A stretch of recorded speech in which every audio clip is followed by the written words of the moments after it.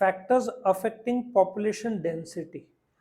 जब भी ये क्वेश्चन आएगा पहले आप ए क्या लिखोगे, मीनिंग ऑफ डेंसिटी। क्या होता है डेंसिटी? पर किलोमीटर कितने लोग रहते हैं, कितने लोग रहते हैं भारत में पर किलोमीटर? 352। मैंने ये आंकड़ा दिया हुआ है। सो ये आंकड़ा आप यहां से भी लिख सकते हो, जो मैंने डेंसिटी के तो 382, करेक्शन 382 लिखोगे। 2001 में 325 था और मुंबई का डेंसिटी 30,000 है। सो ये आप क्या करोगे, meaning of population density, B India's density 382, Mumbai density 30,000। फिर सी आप फैक्टर्स अफेक्टिंग पॉपुलेशन डेंसिटी। सी कैसे होता है, क्यों मुंबई में इतना ज्यादा? क्योंकि मुंबई में कमाई है, ठीक है। इफ कुछ जगह पे आसाम साइड, जहाँ चेरापूंजी वर्ल्ड में सबसे ज्यादा बारिश जो बोलते हैं, वहां पे कम होगा। जहाँ पे जैसे कच्छ साइड, जहाँ पे मिट्टी ही मिट्टी है, वहां पे आप जी नहीं सकते, गर्मी एक्सट्रीम, ठंडी एक्सट्रीम, बारिश भी बहुत ज्यादा, तो ऐसे जगह में डेंसिटी क्या होता है, थोड़ा कम हो जाता है। तो पहले देखते हैं नेटालिटी। नेटालिटी क्या होता है? It is the process of adding a new individual through birth. जब एक बच्चा जन्मता है ना, उसको नेटालिटी बोलते हैं। One natural phenomenon which cause some nation highly dense. China India तो वर्ल्ड में दो सबसे ज्यादा है, लेकिन इंडिया भी now is officially more than China. China में वन चाइल्ड पॉलिसी की वजह से काफी कम हुआ, इंडिया में वन चाइल्ड पॉलिसी नहीं है। चाइना में मैंने बताया था सेकंड चाइल्ड को वो लोग मार देते थे, लेकिन अभी उन्होंने वन चाइल्ड पॉलिसी कैंसिल किया है। कितने भी बच्चे हो सकते, ट्विंस होते तो वो लोग अलाउड करते थे, but second child was a no no. So India का पॉपुलेशन 140 करोड़ है, वर्ल्ड का पॉपुलेशन 800 करोड़ है, ठीक है। सो कितने बच्चे जन्मते उससे भी डेंसिटी का फर्क पड़ता है। दूसरा मॉर्टेलिटी। अच्छा, डू यू एग्री, जन्म से पॉपुलेशन बढ़ता है बट डेथ से पॉपुलेशन कम होता है। सो नेटेलिटी में आप वो आंकड़ा था ना, if you check out India का जो बर्थ रेट क्या है, बर्थ रेट कितना है इंडिया का, कोई आइडिया? फर्स्ट चैप्टर में था, वो ग्रोथ रेट था।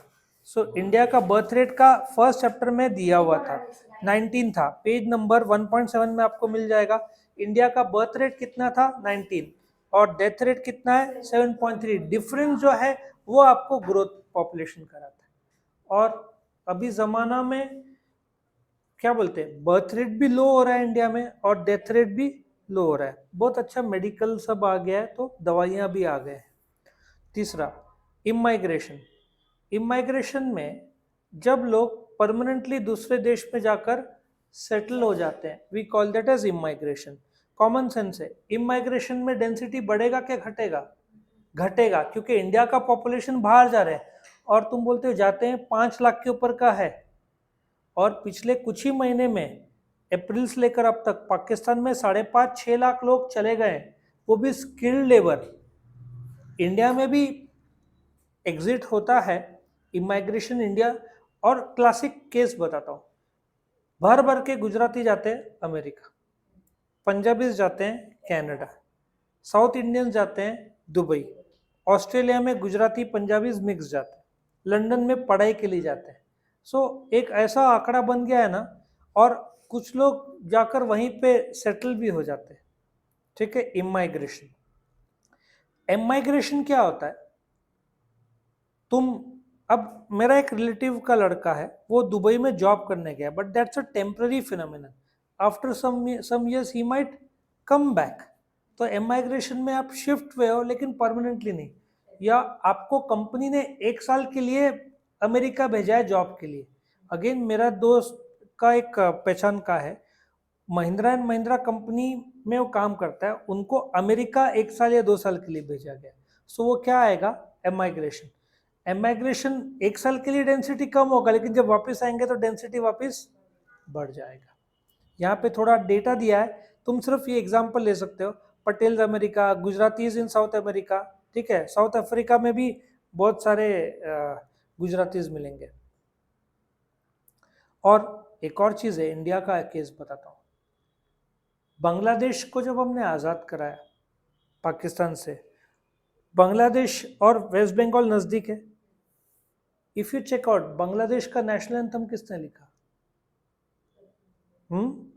गुरुदेव रविंद्रनाथ टैगोर ने लिखा। अच्छा, इंडिया और बांग्लादेश का एंथम किसने लिखा हुआ है? गुरुदेव टैगोर ने। श्रीलंका का एंथम भी गुरुदेव टैगोर के एक स्टूडेंट ने लिखा हुआ है। सो क्रेडिट गुरुदेव टैगोर को जाता है। वेस्ट बंगाल में बंगाली बोला जाता, बांग्लादेश में बंगाली बोला जाता है। मेन कलकत्ता में बंगाली भाषा चलता है।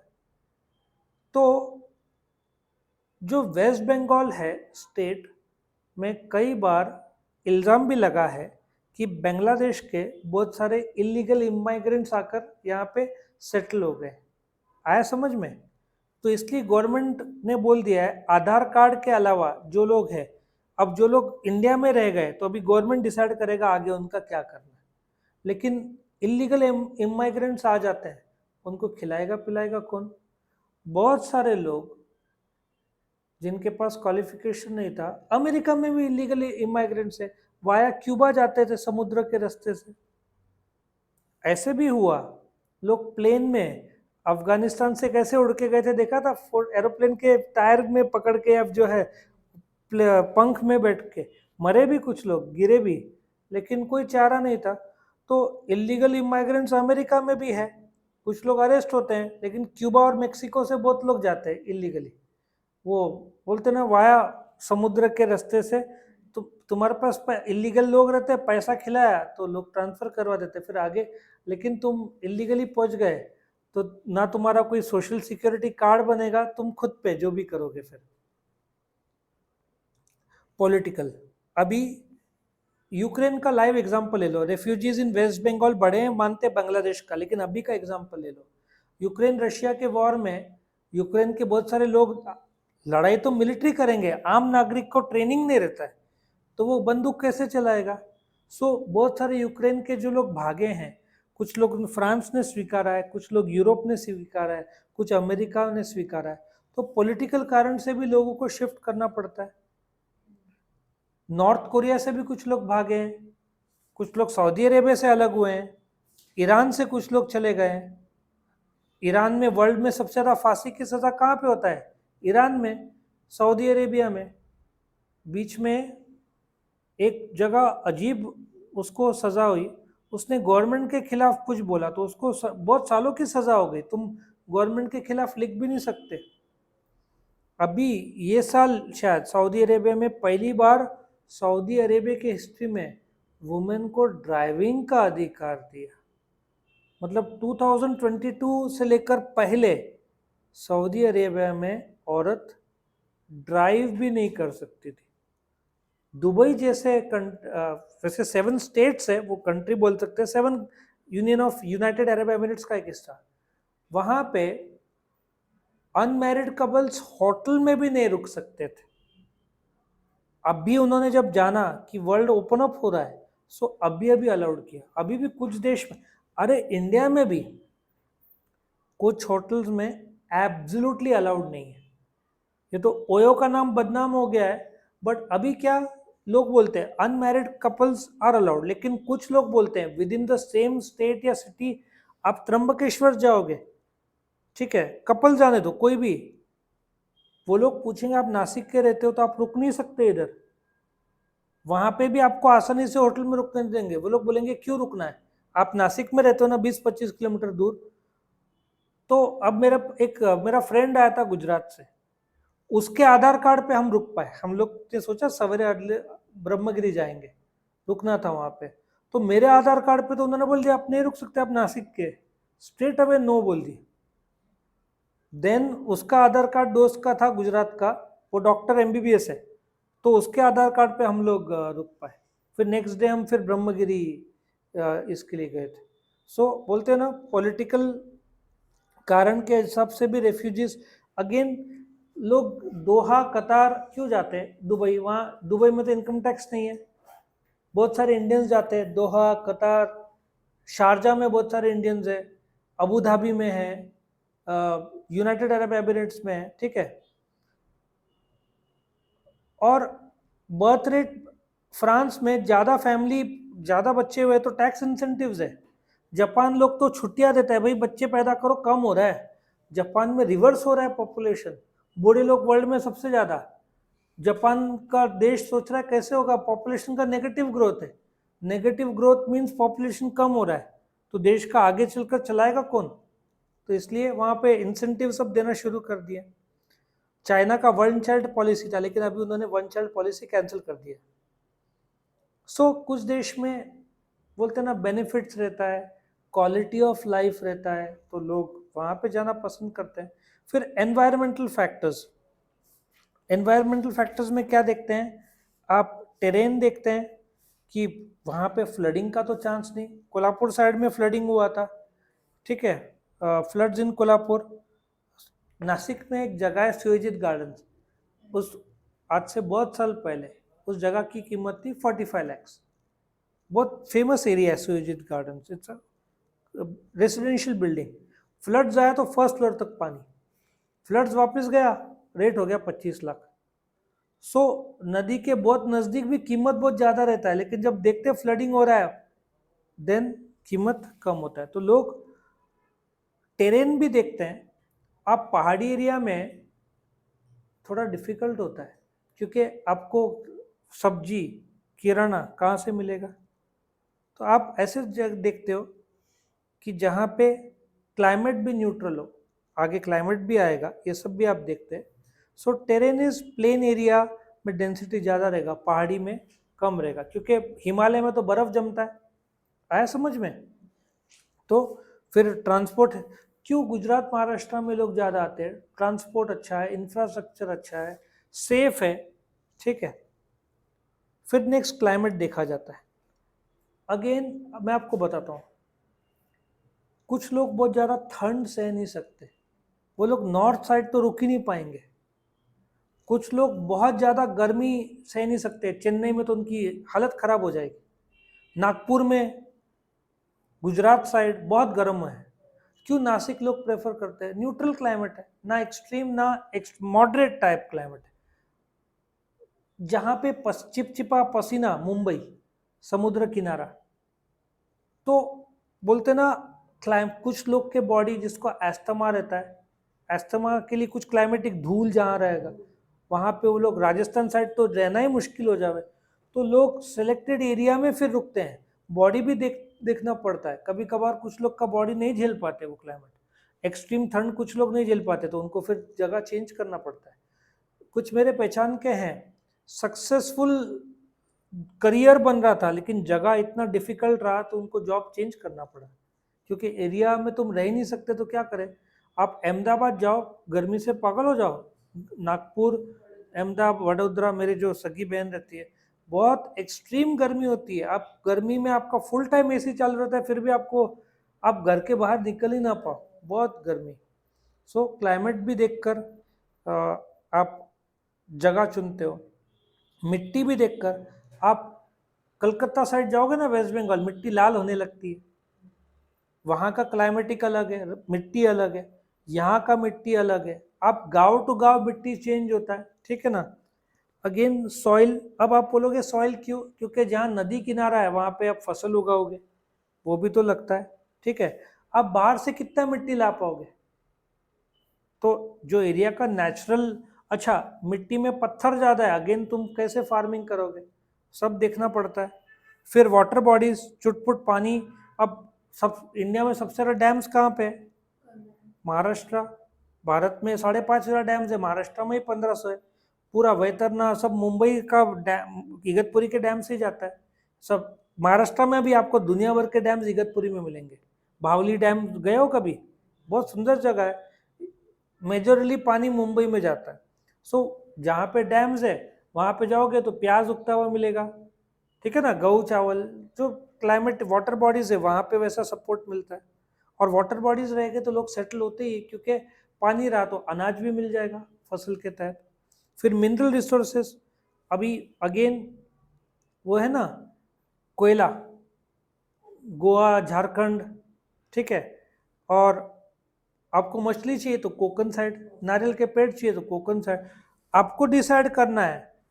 अच्छा मिनरल रिसोर्सेज चाहिए, डायमंड चाहिए तो पन्ना में मिल जाएगा, कम, बहुत कम निकलता है। गोल्ड 1-2 किलो निकलता है, वो भी साउथ इंडिया में निकलता है।